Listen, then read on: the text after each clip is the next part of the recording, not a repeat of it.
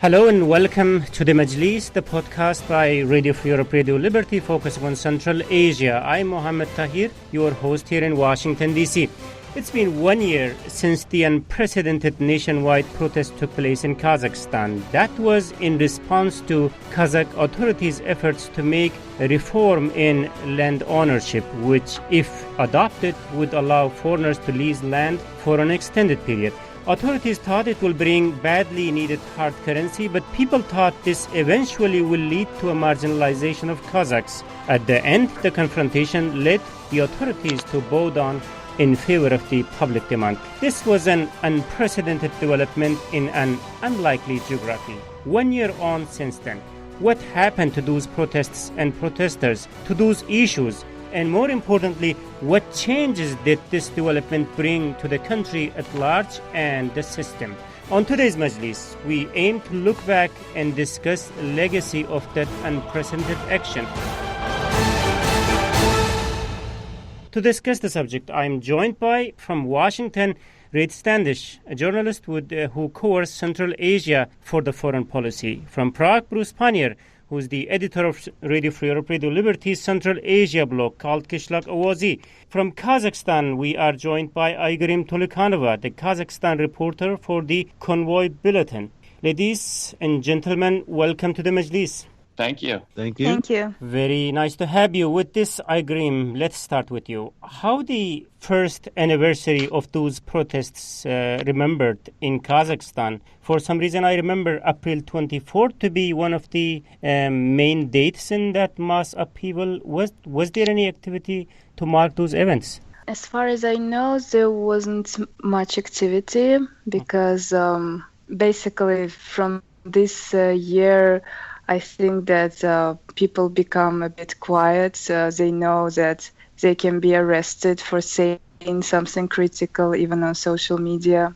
And this a year ago, like on April 24th, nobody expected that there will gather such a big crowd in Western Kazakhstan, in Atyrau.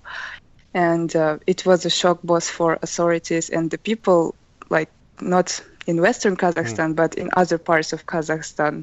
And nobody expected that finally people can gather over something common. Interesting. No major activity to mark the day. But Bruce, maybe you want to jump in here, but then it was interpreted as a grassroots movement. How to read this silence after 1 year?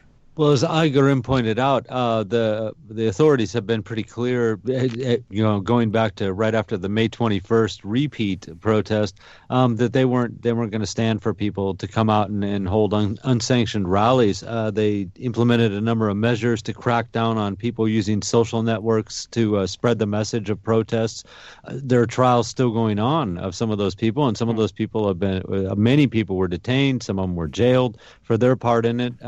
They've charged them under criminal laws, which really would be better applied to terrorism or acts of subversion to overthrow the government or something. But these bloggers and people on social networks have fallen under that Article 174, for inciting hatred of various kinds or something like that. So that's certainly given anyone who was planning on protest reason to consider very well what the consequences of that could mean.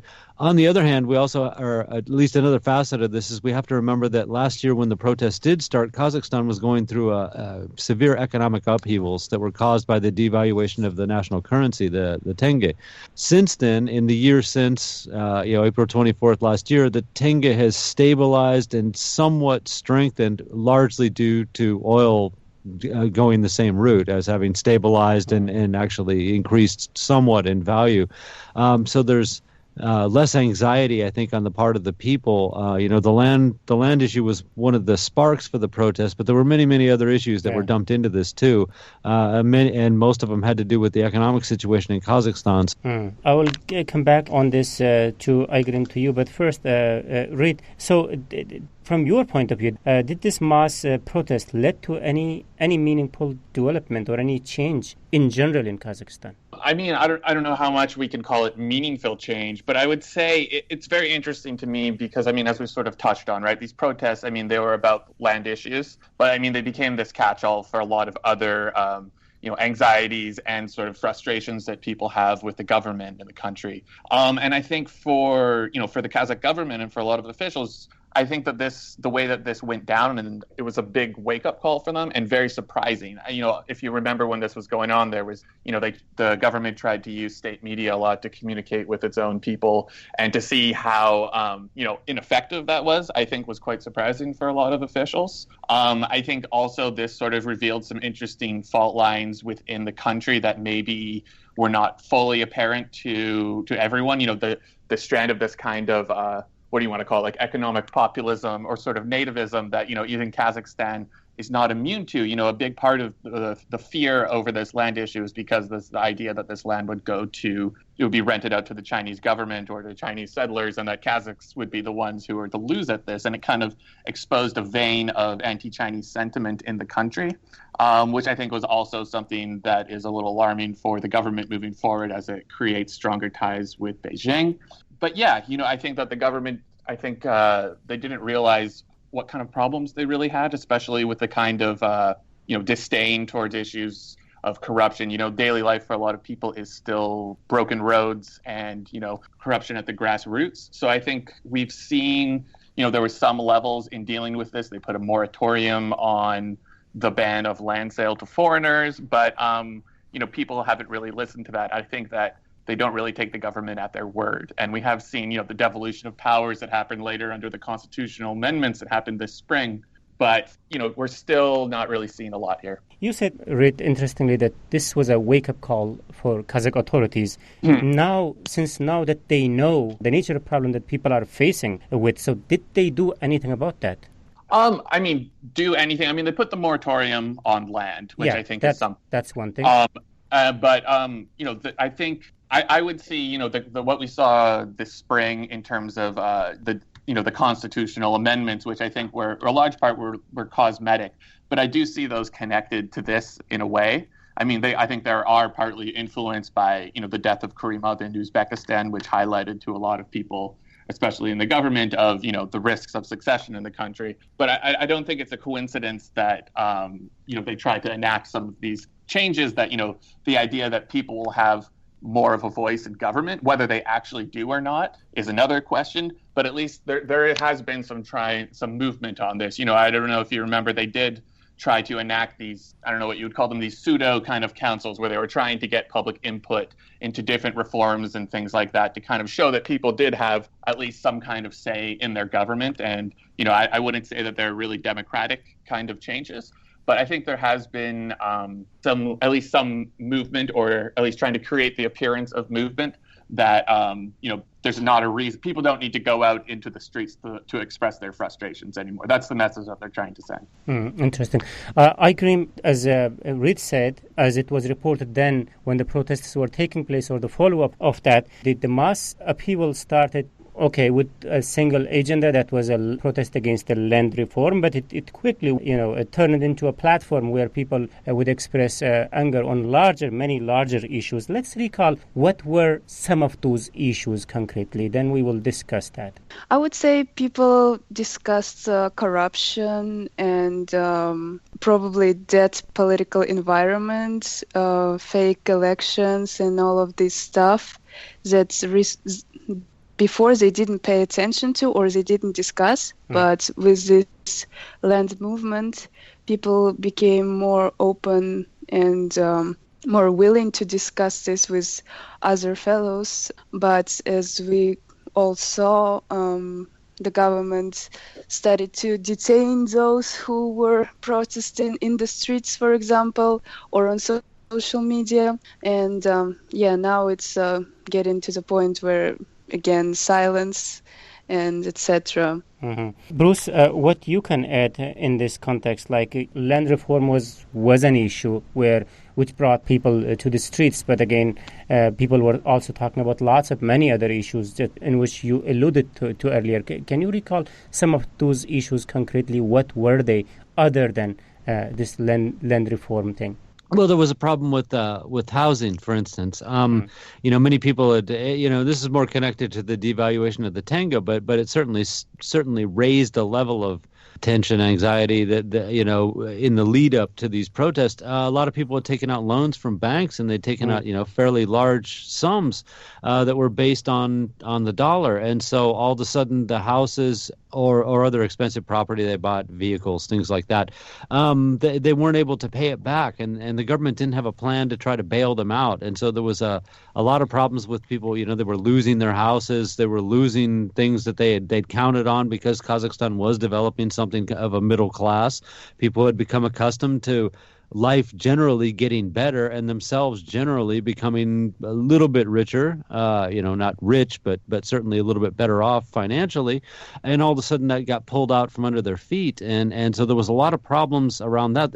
Prior to the big protests in April and May, there were much smaller ones, you know, already in late January last year, in February, you know, and things like that were focused on housing and people losing their homes, and trying to get the government to come up with some plan so that they could maintain their home and still make payments at some different rate or on a different schedule than they had been previously. So I think that was really one of the main issues that kind of fed into that. And you know, it was kind of kept under control more or less, but it was sparked. That came to the fore once the spark of the land privatization issue was lit. And so that was one, I would say, one of the primary things that jumped into the protests very, very quickly after they started.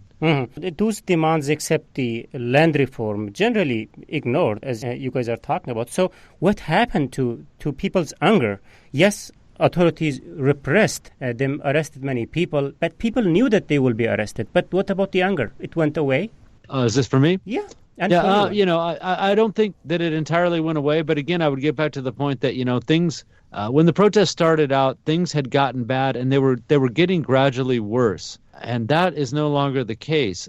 Things are not great in Kazakhstan, but the economic situation has stabilized. And there, you know, again, as I mentioned, there's been some slight improvement, which kind of, I think, rekindled people's hopes that possibly they're going to go back to the, you know, the heady days of 5 or 6 years ago, where, you know, money didn't really seem to be a huge issue, and things would probably get better. So there's less reason at the moment. You know, people have kind of adapted to the new economic reality. It's not getting worse, and it is kind of slowly getting a little bit better.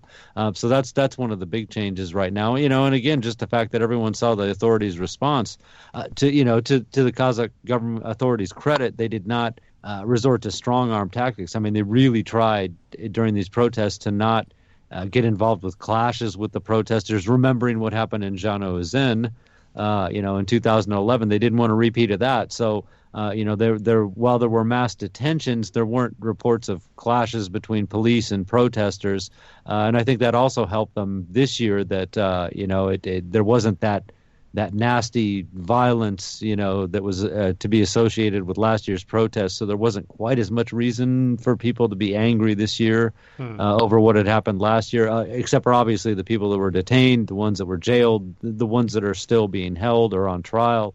You know, clearly them and their families are still in a bad situation. But overall, I would say I think most people would agree that the economic situation and the social situation in Kazakhstan today is much better than it was 1 year ago today. Then, Igrim, let me bring you here. So since the mass protests last year, a number of decisions were taken by the authorities, by President Nazarbayev, such as changes in the top leadership, reorganization of some offices, some promotions, including his own daughter. Did they had any link to the protests? I think that these changes in top management is not maybe that related to the protests, but I think that the changes in law, like the constitution changes, now deputies of parliament are passing the bill that could deprive of citizenship for example, for calling to change political system, for example, or for terrorism issues. And also our media law is changing. It's becoming more restrictive for journalists. And after this protest, there was a creation of new Ministry of Information and Communication, which is also, I think, a response of the government to the people so that maybe to show that they're trying to communicate with its own people, but still this ministry is the one that takes initiative to change media law that is becoming more restrictive to journalists. And all these changes in laws will impact our society because they're becoming more restrictive, as I said, and they give more power, for example, to security services and other authorities to go into private lives of citizens. And that's I think that was the reason why they changed laws after protests. But with the top management, I think it's more related to maybe succession of power. Reid, anything you want to add in this? Yeah, I think Igrim is right to sort of touch on these changes around the media environment. I know in my own conversations with various people on this issue, I think that was a big thing, especially for the government, of how the troubles that they really had in communicating with their own people and trying to get them, hey, go home, don't come out and protest. There are other ways to deal with this. That was really much a message that was put out on state media, and it really didn't resonate at all with anyone. And I think that they're really been trying to reevaluate how to do that. Generally the impulse is, as Igrim raised, is to try and constrain things more and, limit independent voices further. But I think that is really important. If we look at, what were the changes that sparked this, right? The changes were basically on the surface. If you look at what they were, they're not that objectionable. Like they're going to make land, at an auction, which actually could create some level of transparency about who is actually buying land. And then the idea was that it was going to make it incentivize investment and try to bring in some more money into the agriculture sector, which, on the surface, there's nothing wrong with doing that. But it's just that no one trusted that what the government was actually saying to it was its real motives. And I think that is really at the heart of where all of this is that people don't believe their government, what they're saying to it. I will come back, Bruce, to you. But first, on the other thing, I agree. If there was one thing clear about protesters' demand, that was like people's anti-Chinese sentiment. Like when the authorities would discuss about the possibility of leasing land to foreigners, people would talk about Chinese coming in masses and not leaving back. So how did this anti-Chinese feeling translated in government policies or people's reactions against them over the past year? Well, now I think anti-Chinese rhetoric has calmed down, but the government, I would say, usually prefers to keep silence when something like this happens. For example, when there were protests in Astana regarding the dating agencies that would allow Chinese men to come and see Kazakh women, I would say that government was probably embarrassed to comment on such issue because it's a diplomatic issue already. And many Chinese officials gave comments to Kazakh media that their intentions are not to invade Kazakhstan and they want to live peacefully and etc. So, in these terms, they are trying to not to be neutral, I would say. And what was your other question? That was the question, basically. Like there was voices were raised against, Chinese people coming to Kazakhstan, grabbing land, and they are not going back. So, did this sentiment, public sentiment, influence the authorities' decision in any way? I think that this anti-Chinese movement was also sparked first in social media because there were lots of fake stories, for example, how Chinese even make fake foods and sell them to other nations or take lands in other countries and turn them into non-fertile soil and etc. So in social media, people were really reading this and watching and going to streets because of that. And there is, I would say, maybe deep fear inside maybe every Kazakh, I don't know. But since childhood, as far as I remember, we would always be taught that Kazakhstan is between Russia and China, and they are two big empires, and we have to somehow be good friends with boss. And it's better to be friends with Russia, for example, than with China, because there is less freedom with Chinese under Chinese authority, I would say. At least that's what were talks at school during my time, and I'm sure that many people had these conversations too. Interesting. Now, when the protesters were out in the street, it was a huge deal, but as I understand, it did not really lead to any major development. Why was that? Also, why couldn't anyone tap into those anger? What did the authorities do to prevent this move from turning to a major opposition, and what is the takeaway from all this? We will continue the debate shortly, discussing this and many other questions.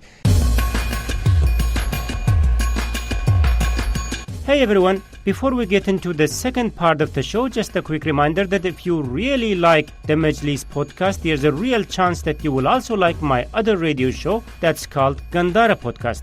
The show discusses latest developments in Pakistan and Afghanistan from local perspective. And the podcast is published in every second week on Radio Free Europe Radio Liberty's Gandhara website. It's a totally must-follow discussion for foreign policy nerds with interest in the region.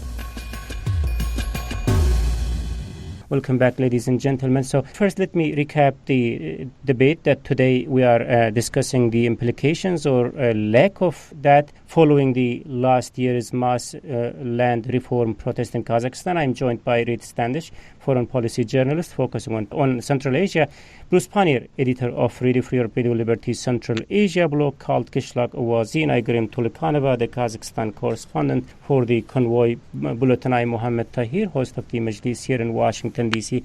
Bruce, first question to you. So 1 year is on, no massive desire to remember those events. Also, the events did not lead to any major change. Expectations of people are generally ignored, except the land reform project was suspended. But the larger issues, as you said, remains as it is. So when you sit back and look into those events of the last year today, what do you understand? What was all those mobilization about?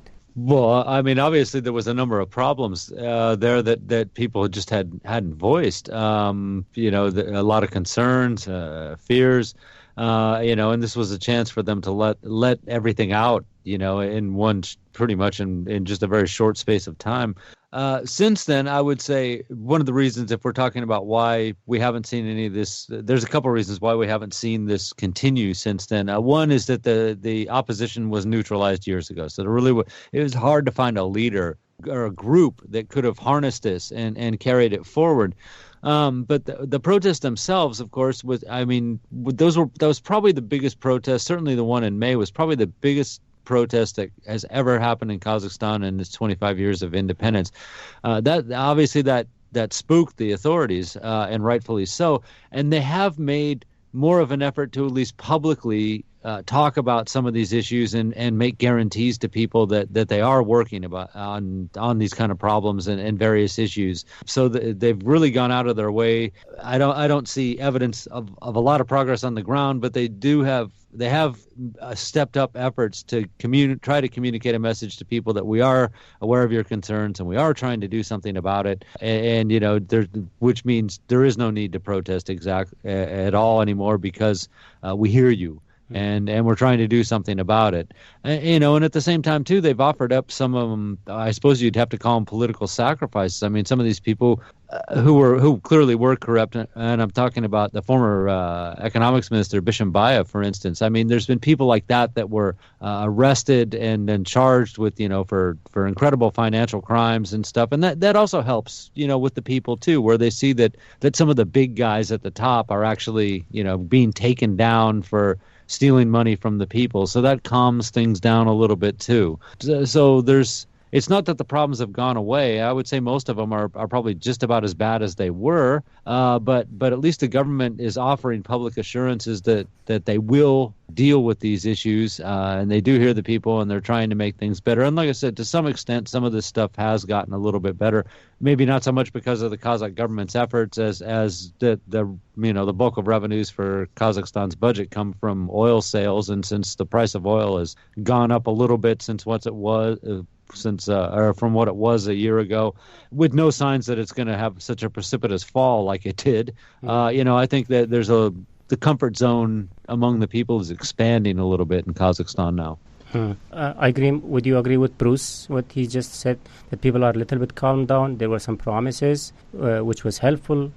Yeah, I agree with Bruce. Now people are more or less calm, and the government indeed did try to listen to people's voices. For example, they created a land commission, although most of the people were there not from opposition side, but still there were some critical voices in this land commission that were very close to people, ordinary people, and they would gather the voices of ordinary people and tell it to the higher ministries and make their voices heard. But in the end, even though this land commission was working for a few months, the government still decided just to freeze this law without any details that that the land commission was working on in this land reform. And now I think that people are maybe they're waiting for something to happen, because now we're on the eve of transition of power, and now people come down and they just, I don't know, maybe they wait what happens next, because they know that if they will try to create opposition or to voice some concern or be critical, they will be silenced or detained for sure, because government is showing its power through the policemen or detentions, and I think that's just come down before the storm. Interesting. So, so all these efforts by the people was not really fruitless. So authorities did make some changes in the way they operate, at least that they decided to listen to concerns of people, made some promises. So what is the main takeaway in general from the events of last year? I mean, my main takeaway of this is, there really is no political opposition per se left in Kazakhstan. It's been effectively kneecapped over the years. People have been arrested, pushed out of politics, driven into exile. Media is pretty much state controlled. So, but I think the takeaway of this is, even though there is no real opposition, as you would see in a lot of other countries, there isn't really political opposition, but there is still dissent, and people will still come and there won't be shy about voicing it.